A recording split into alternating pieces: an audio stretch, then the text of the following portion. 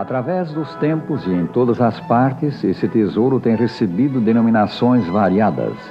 Alguns lhe chamam simplesmente Bíblia, outros Escrituras Sagradas, o Livro dos Livros, o Divino Livro, a Palavra de Deus. Não se trata de um livro único, mas de uma coleção de livros reunidos num só volume. A palavra Bíblia significa os livros, a coleção dos livros tidos como sagrados pelos cristãos. A Bíblia contém 66 livros e está dividida em duas grandes partes chamadas o Velho e o Novo Testamento. Aberta a todas as pessoas, a Bíblia é a segura fonte da verdade. Jesus rogou ao Pai: santifica-os na verdade, a tua palavra é a verdade. São João 17:17. Como foi dada a Bíblia? Homens que viveram sob a motivação do Espírito de Deus falaram as mensagens de Deus recebidas. Esses homens chamam-se profetas. Sabendo primeiramente isto, escreveu São Pedro que nenhuma profecia da Escritura provém de particular elucidação, porque nunca jamais qualquer profecia foi dada por vontade humana. Entretanto, homens santos falaram da parte de Deus, movidos pelo Espírito Santo. 2 São Pedro 1, versículos 20 e 21. Deus, pois, falou muitas vezes aos seus filhos através dos profetas. Estes recebiam as mensagens de Deus e as transmitiam ao povo em sua própria linguagem. A Bíblia tem um propósito quádruplo, a saber, ensinar, repreender, corrigir e educar para a salvação. Como escreveu São Paulo, ela é útil para o ensino, para a repreensão, para a correção, para a educação na justiça. 2 Timóteo 3,16. O Santo Livro merece cuidadoso estudo e reflexão da parte de pessoas de todas as idades. Há orientação e experiências altamente compensadoras no estudo da Bíblia. Os jovens encontram o caminho da vida no livro de Deus. Há nele abundância de sabedoria e informação para promover a prosperidade moral e religiosa, para fazer feliz a juventude. O Divino Livro ilumina o caminho para que o homem possa andar seguro em meio às trevas espirituais deste mundo. São do apóstolo São Pedro as palavras: temos assim tanto mais confirmada a palavra profética, e fazeis bem em atendê-la como a uma candeia que brilha em lugar tenebroso, até que o dia clareie e a estrela da alva nasça em vossos corações. 2 São Pedro 1,19. Aquele que tem esta luz a guiá-lo está com Deus e nada tem a temer. Lâmpada para os meus pés é a tua palavra, escreveu o salmista, e luz para os meus caminhos. Salmo 119, 105.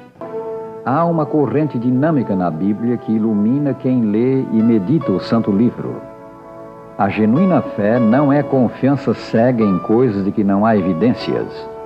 Fé é a nossa convicção a respeito das coisas que não podemos ver.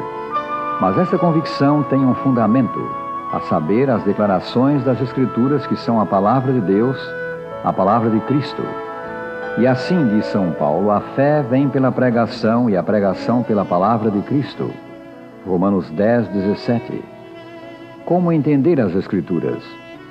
Abraham Lincoln declarou: aceita desse livro tudo o que puderes pela razão, aceita o restante pela fé, e hás de viver e morrer como o melhor indivíduo. A verdade tem de ser apresentada clara e logicamente, um ponto levando naturalmente a outro. Somente assim chegam os homens a inteirar-se da verdade. Devemos comparar os textos, porque é preceito sobre preceito, preceito e mais preceito, regra sobre regra, regra e mais regra, um pouco aqui, um pouco ali. Isaías 28, versículo 10.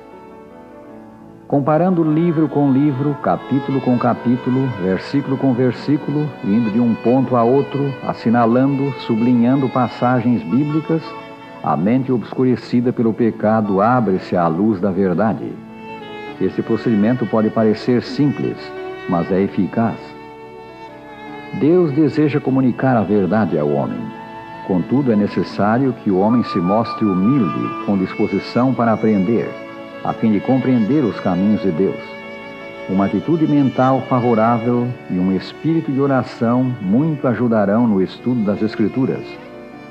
O estudante da Bíblia deve receber as mensagens do Santo Livro como verdadeiro alimento. Os homens não criaram a verdade divina. Ela foi revelada na Bíblia. A mensagem de Deus tem de ser pessoalmente adquirida. As verdades do céu devem tornar-se uma parte da vida e do caráter. Há uma promessa de felicidade aos que leem, ouvem e guardam as palavras da Bíblia. Aqui está. Bem-aventurados aqueles que leem, aqueles que ouvem as palavras da profecia e guardam as coisas nelas escritas, pois o tempo está próximo. Apocalipse 1, versículo 3. Jesus nos lembra que o exame das Escrituras leva-nos inevitavelmente a encontrar a salvação e a vida eterna, e por essa razão ordena o estudo da Bíblia, cujos escritos dele testificam. Examinais as Escrituras, disse ele, porque julgais ter nelas a vida eterna, e são elas mesmas que testificam de mim. São João 5,39. O jovem, cujo caráter está em formação, precisa da mão auxiliadora do Criador. Ele deve devotar a Deus as suas forças e usá-las para a sua glória. Isso se torna possível pelo conhecimento adquirido mediante o estudo da Bíblia. Em meio às preocupações e tensões da vida moderna, os que dão tempo ao Santo Livro são postos em contato com Cristo.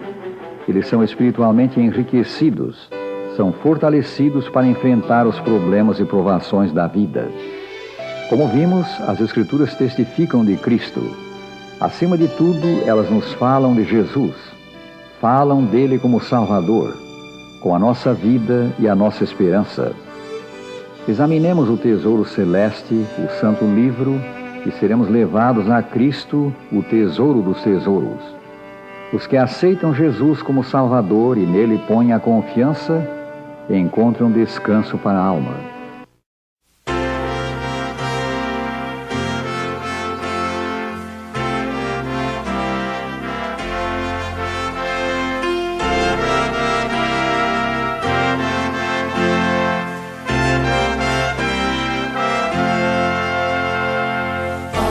Cantai outra vez, cantai, novas de amor e vida, pois eu nelas encontro paz, novas de amor e vida.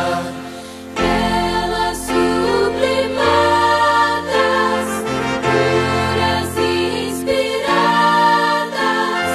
novas dos céus, bênçãos de Deus, novas de amor e vida. Novas dos céus, bênçãos de Deus, novas de paz.